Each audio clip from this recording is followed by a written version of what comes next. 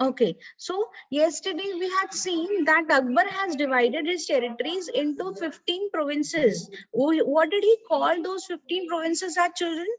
Subhas. Ma'am, Subhas. Subhas. Very good. And the person who was the head of that Subha was called as Subedar. Subedar. Okay. And what was his duties as a Subedar? What duties he had? To look after the Look welfare of the after people. and the army. And what else? And He had He to had to maintain law and order in his province. yeah, his second duty was to maintain law and order. What about his third duty? Ma'am, he worked worked closely closely with with Divan and Divan. Kotwal. Yes, he had to work closely with the Divan and with the Kotwal. Who's the Divan? Divan is one who keeps the records of the land revenue. True. Divan keeps the records of the land revenue. Who is Kotwal? The person who was in charge of the town Town administration. administration. Okay.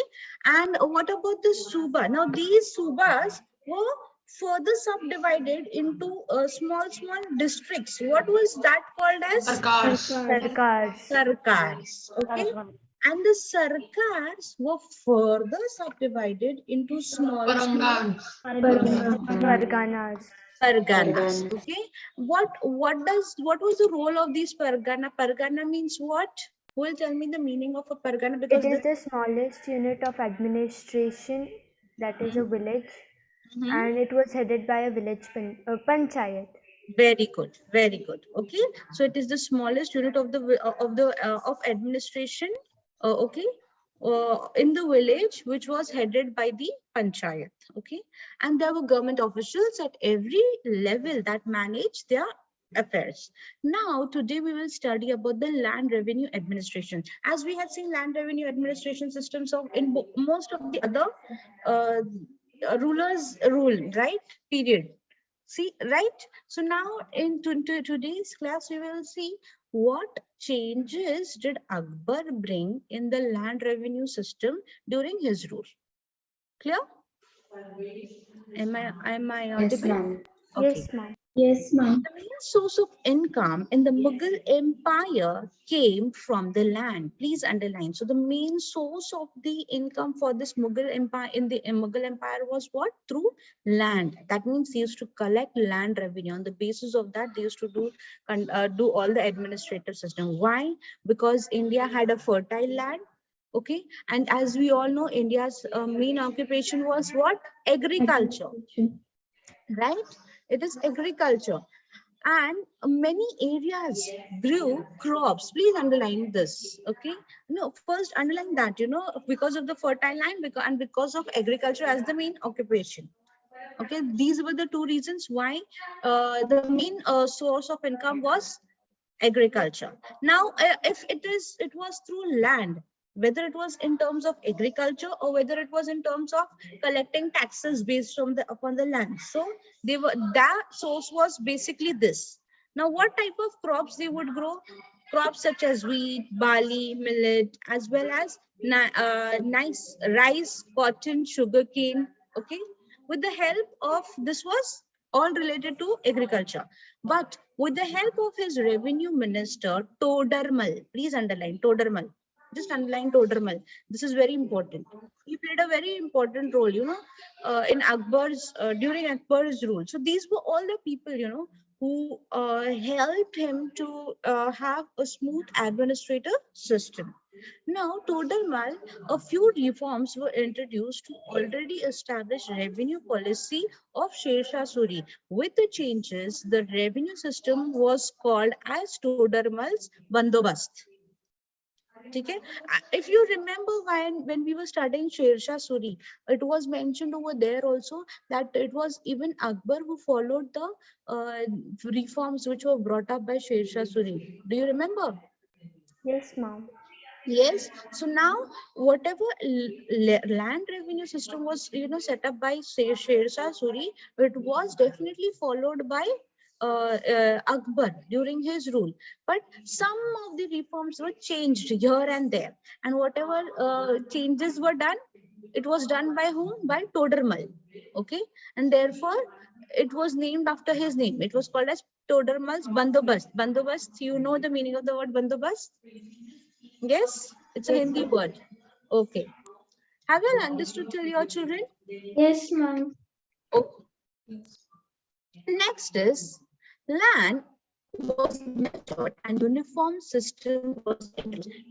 Underline this. This is the reforms. These are all the changes, you know. And if you will see, land was measured from Sher Shah Suri's period also, right?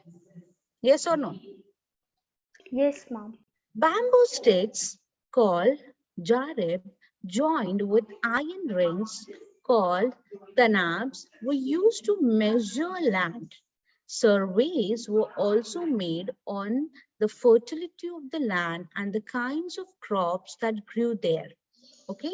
Yes, you can underline. So as it is said that they used to measure the land. So what instrument they used to use? Because today for measuring land, we have, you know, various technological tools which we can use to measure the land easily. But that was very old period. What instruments they were using? They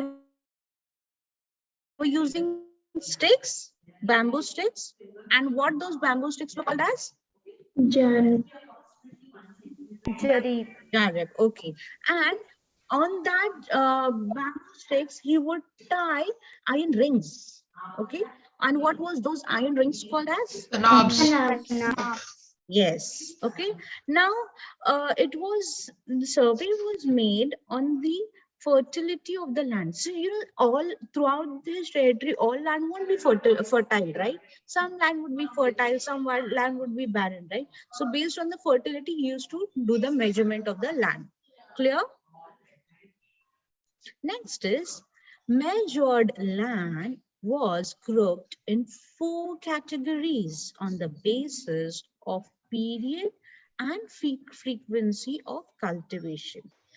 These were then further divided into good, middling, and bad categories. Can you remember something? Yes, ma'am. In Sher Shah Suri's, Yes, he has yes. done the same thing. Yes, very good, Nashri. So this shows that he followed most of the reforms which was brought by Sher Shah Suri only. So even Sher Shah Suri did the same thing. He used to measure the land on the basis of the fertility. Okay, good fertility, bad fertility, and middle fertility, right? Next is the state calculated the average produce of the land over the last 10 years. Revenue was calculated based on these averages. Clear? This is also same what we studied in Sher Shah Suri. He said that he used to collect the 1/3 of the land. Yes. So same over here. After over 10 years, it was calculated over the period of 10 years, and then it was collected. Give me a second, children. Just give me a second.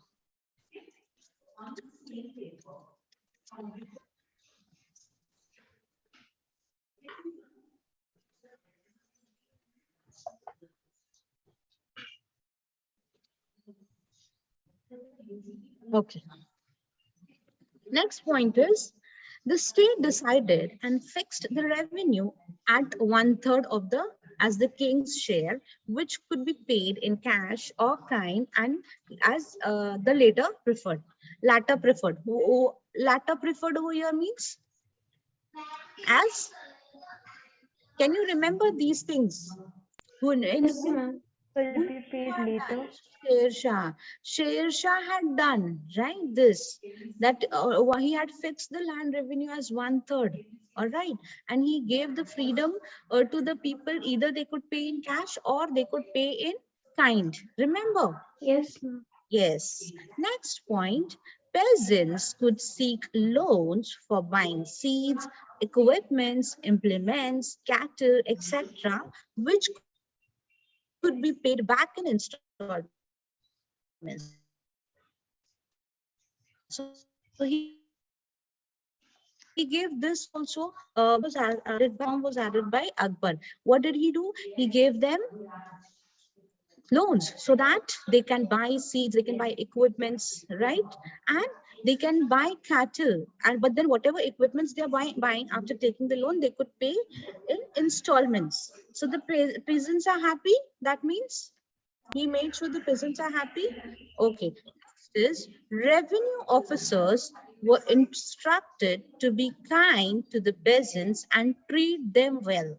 Okay. So revenue officers who was responsible for collecting the land revenue tax from the peasants, what instruction did he give them to these officers? Ma'am, to be kind and treat them respect. Yes, treat the peasants well. So he made sure that his peasants in his territories are happy and satisfied with him, right? Because they are the ones who were the main source of his income. Clear? Yes, ma'am. Okay. Another source of income for the state treasury was trade. Please underline that it was trade. Gujarat and Bengal were the main sources of trade. Okay, please underline this. Clear till here, everyone? All right. Yes, ma'am. Next is, have you all understood land revenue system? Everyone? Yes, ma'am. Okay, thank you. Thank you for responding. Okay, next is his military administration. That means now we will see that what changes did he bring in the military. Okay, first, linking civil administration with the military. Akbar introduced the Mansabdari system. This is very, very important. Who introduced the Mansabdari system? Akbar introduced.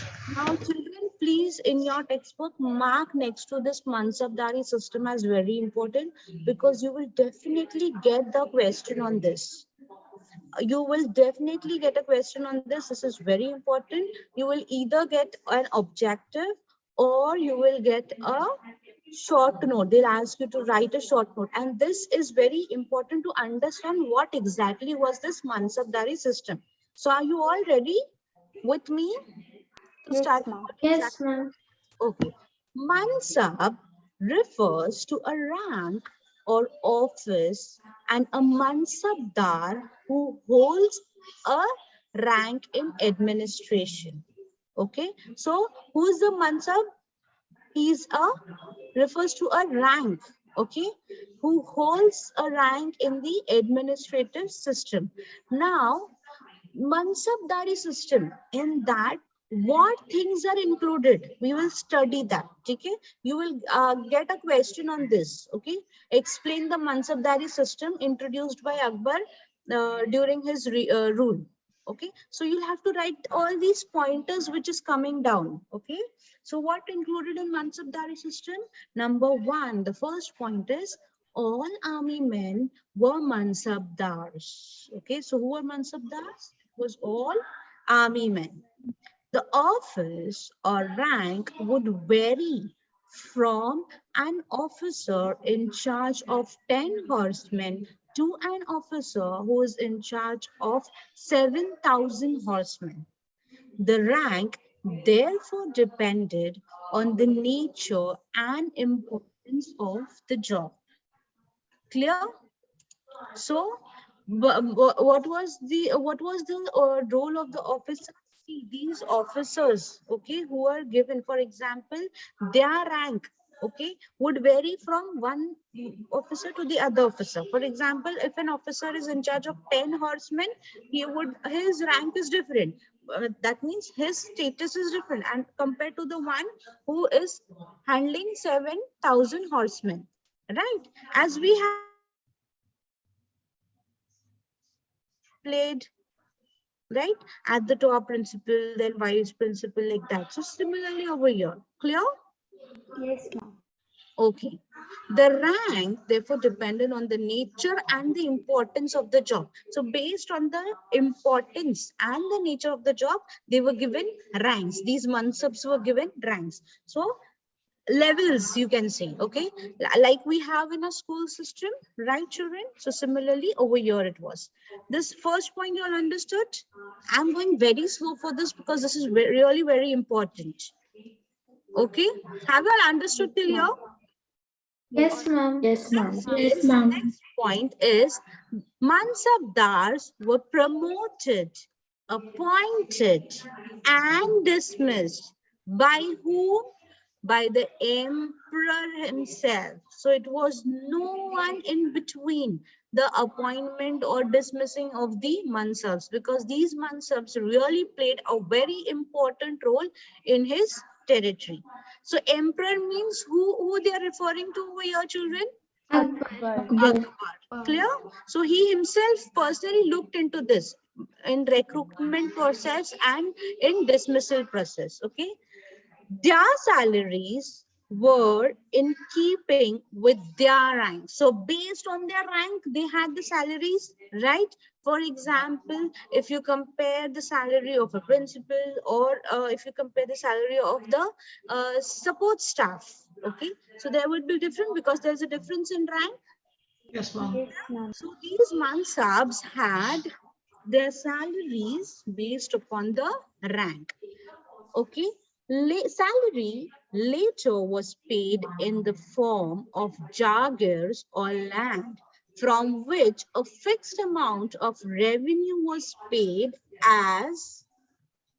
Okay, so basically how the salary was given to the to these mansabdars, they were given the salaries in the In form of fixed amount. jagirs. Jagirs means what?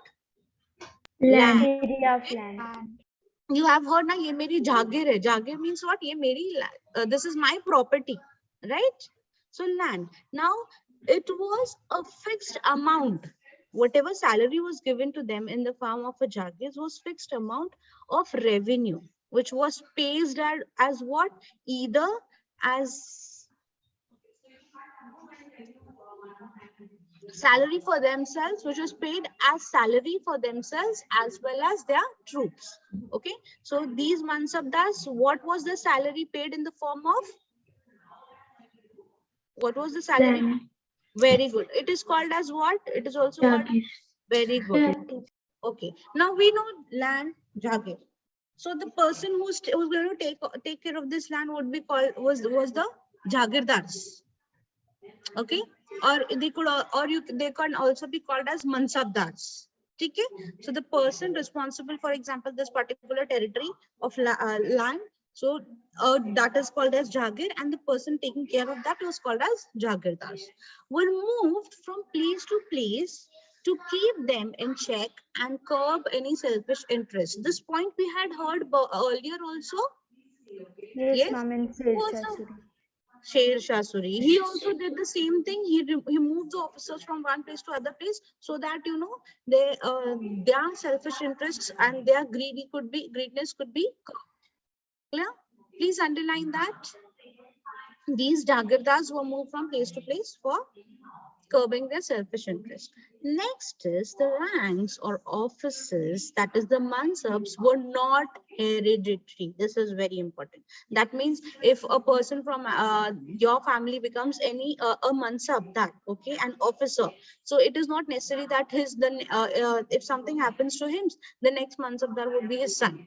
So it was not hereditary at all. Okay, the death of the mansabdar would be followed with the return of the Jagir to the emperor, who would in turn grant it through someone else, because we know that it was emperor who was involved in appointing these mansabs. We learned that, right? If at all any mansabdar died, his all his jagirs, all his land was given back to the emperor, and then it was the emperor who would decide that who he would appoint in place of this particular mansabdar. Clear? Yes, ma'am. Yes, ma'am. Ma'am.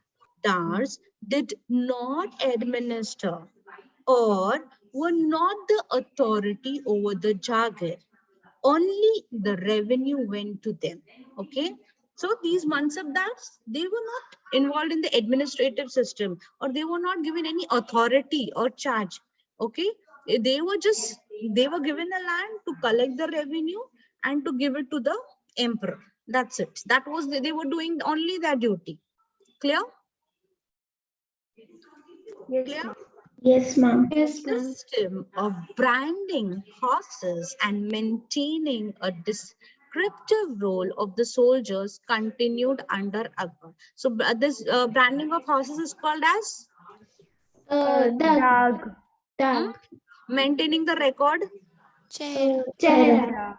okay, of soldiers. Okay, maintaining the record of soldiers called as Chehra. It was started in which rulers? Alauddin Alauddin Khilji. Khilji. So it was still maintained. It was still continued under the rule of Akbar. The standing army was kept at ready at all times. The cavalry or horsemen were important as well as the troops of foot soldiers who were supplied by the Mansabdars. There was also a huge corps of bodyguard of the royal household members and armed palace guards. His army also comprised many war elephants and it was a well organized. Yeah, this is important. Please underline. Good. Okay, so this is, you need to remember these pointers as for explaining the Mansabdari system. This last paragraph is just the concluding paragraph, which says that he had made sure that he kept a good his standing army ready at all times, not just the standing army ready for this territory, but in fact his royal household also had many bodyguards. Have you heard about Akbar's palace? And if you have seen any movie or Yes, ma'am. movie I said yesterday, there were so many people, even his loyal in his royal household. Okay, and his army, you cannot say it was not inefficient. He had a very efficient army. He now had, if you will learn about the earlier Mughal rulers, this he was a third Mughal ruler, right? Yes, ma'am. And we had seen that they were not well equipped with the army, right? But can you see the change over here? Here we can see that Akbar has had war elephants. He had well equipped weapons also. Artillery. Artilleries, yes. Clear? Yes, ma'am. Have you all understood till here, children? Yes, Any ma'am. questions till here regarding provincial administration, social administration, land revenue, and military administration? Do you have any queries related to this? No. No, Yes? ma'am. No. Oh, ma'am. Okay. Now we will see. It was not just that Akbar focused on administrative system. Apart from that, he also focused on the society. Society means what? The social being, the education of the people, the culture. Okay. So let's see why, and that's the reason. What things did he do during his rule so that most of the people started supporting him, and they started uh, mm, they gave him this title of Akbar the Great. All right. So the first is the social change. Let's see what was the social change which was brought by Akbar. A kind Mughal emperor, Akbar identified some of the social evils and abolished them. Number one, the practice of forced sati was prohibited and widows were legally allowed to remarry. Please underline. Number one. Number two, widows were allowed to marry. Number three, child marriages were discouraged. And number four, the consent of the bride and the groom was made important. So parents could not force marriages. So these were the changes which he brought in the society. Clear? Yes. Related to. So you might get a question. Okay, what social changes did Akbar bring during his rule? Who will tell me? The social changes. Ma'am, he was a kind emperor, Mughal emperor. Hmm? Akbar identified some of the social evils and abolished them. The practice. Nila, please don't read. Explain whatever you have understood in point form. Yes, Simran, go ahead. Some of the social changes brought up by Mughal Emperor Akbar were: the practice of sati was prohibited, widows Number were two. legally allowed to remarry, Number child two. marriage was discouraged, consent Am of I the bride audible? and Yes, ma'am. Ma'am, just please.